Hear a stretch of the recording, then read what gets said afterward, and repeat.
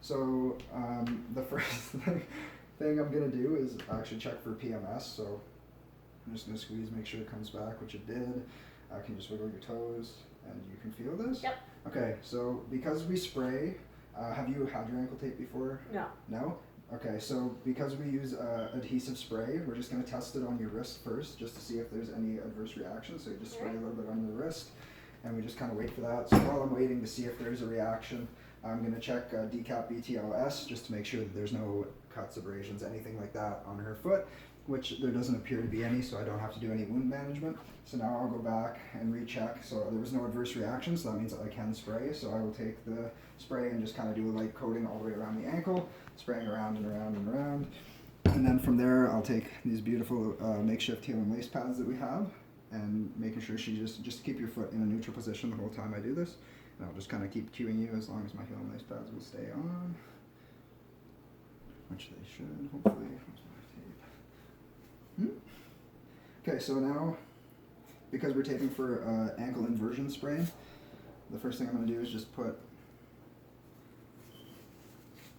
our anchors at the top, so it goes 3 anchors up. They just slightly overlap each other, not too tight so we're not cutting off any circulation. We're trying to avoid wrinkles. 3 ankles. So as it's an inversion sprain, we're starting on the inside. So the way I tape is the first strip stays very medial. We come over the malleoli on both sides, and we're pulling up on the lateral side to help avoid another inversion injury, and then just kind of heat rub it down. So I swap, so I'm going more posterior on this side, but on the opposite side I come more anteriorly, just the way that I tape. Same thing, rubbing it down just to make sure that it stays. And now opposite again, I'm going to start anteriorly on this side, and as I come over, I end posteriorly. Again, just the way I do things. And now I'm going to put an anchor over all 3, which is another one of my kind of caveats. So. And there, and then I'm just going to close down.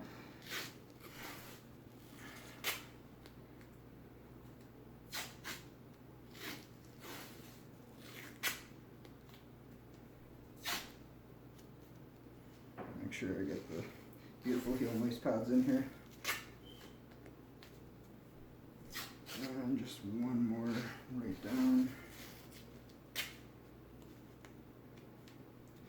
Okay, so now we're going to go into a figure 8 heel locks. So starting on the lateral side, up over into the first figure 8. Then we come down, apply a heel lock, back over, another heel lock. And I'm going to rip in between, laying down here. And now we'll just repeat this again. Figure 8, coming up and over. Back down into a heel lock. Back over another heel lock. And then we'll come back over and finish here. So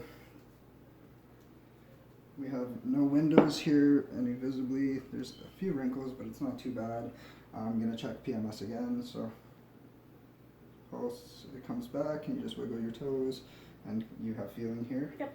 Okay, so just like a kind of ice application, you can ice over this if you're going to leave it on, if you're going home after or whatever. If you don't want to take it off, we don't sleep with these on because you can lose circulation as it swells. It's going to take longer for you to feel the numbness from the ice, so you just have to ice for a bit longer, and then it's going to take longer to rewarm as well. And then we just do some functional testing, so I get you to stand up and kind of move around and make sure that it's not too tight.